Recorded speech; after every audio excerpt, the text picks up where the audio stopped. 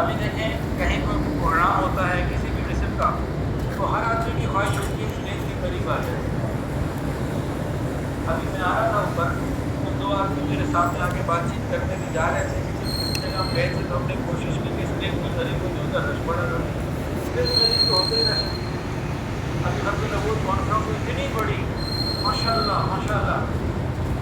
پاکستان کا سب سے بڑا اجتماع لاہور میں جو یہ یونائٹڈ پاکستان میں جتنے بھی سب سے بڑی تعداد کے ساتھ.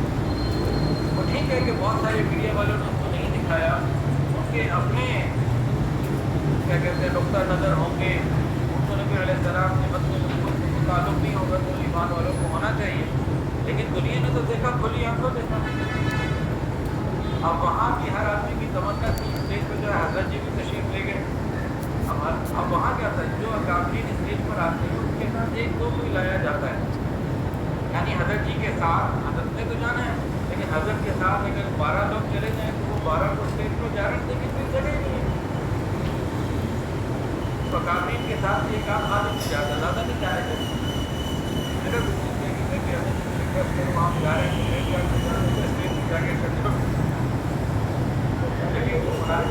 کہنا میں نے کہا بھی نہیں. لیکن وہاں لاکھوں کا مجمع جو گراؤنڈ کے اندر تھا وہ بھی اور جو باہر سڑکوں میں 2-2 کلومیٹر نیچے تک تھا ان سب کے خواہش نہیں کسی میں اسٹیج تک پہنچے. ایسا تھا کہ نہیں تھا.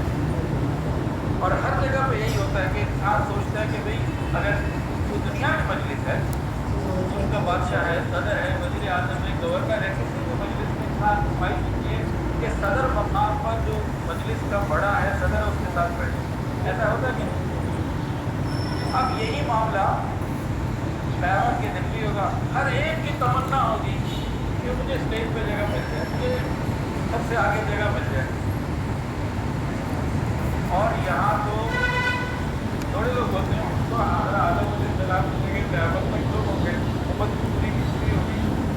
تو ہر آدمی کی تمنا ہوگی نبی کریم صلی اللہ علیہ وآلہ وسلم کی قریب جگہ وہ کیسے ملی؟ درود شریف کی کثرت. جو شخص درود شریف کی کثرت اسی اس سے باندھ دو. نبی علیہ السلام نے فرمایا جو جتنا زیادہ درود پاک مجھ پر پڑے گا قیامت کے دن اتنا میرے قریب ہوگا.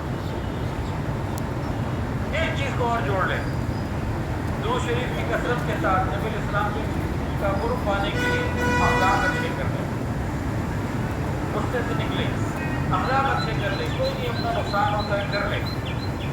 اپنے اخلاق نہ بگڑنے دیں کیونکہ اچھے اخلاق والا بھی قریب ہوگا درود شریف کثرت سے پڑھنے والا بھی قریب ہوگا.